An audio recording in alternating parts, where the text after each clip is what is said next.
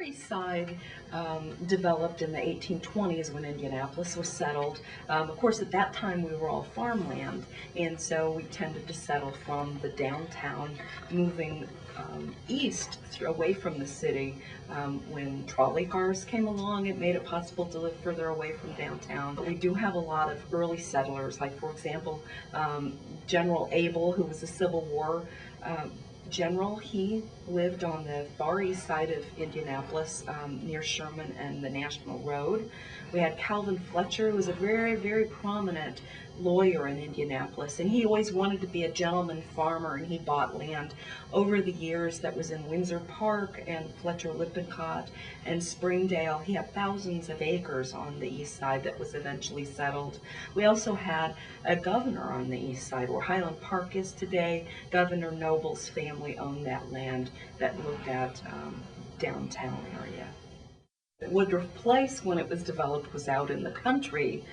It was developed as a suburban retreat for the upper middle class. Of course, now it's surrounded by houses, but at that time it was clear out in the middle of nowhere.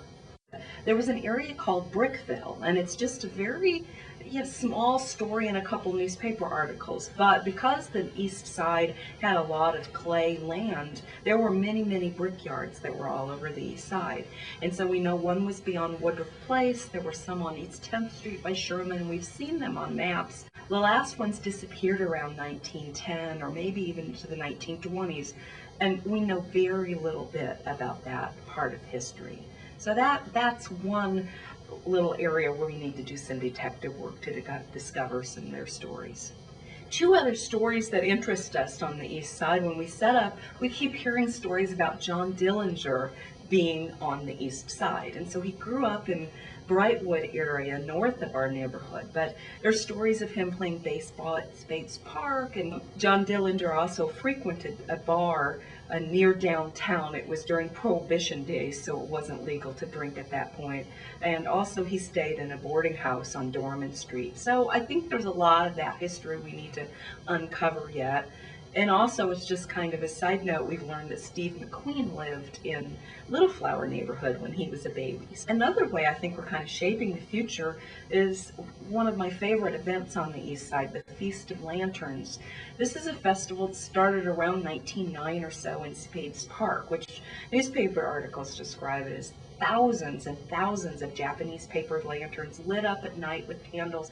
Very beautiful event, and they said up to 15,000 people attended the event. This wonderful event went on for until the 1940s, and then it died away.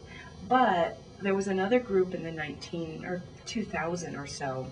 They wanted to start a new event in Spades Park, and they found newspaper articles about that. So instead of coming up with a new cultural event, we built on the past, and it's really amazing to me that it's such a beautiful event, but also that it has ties to the past. And people were in that same park 100 years ago doing the same thing, raising money for awareness for making our neighborhood a better place.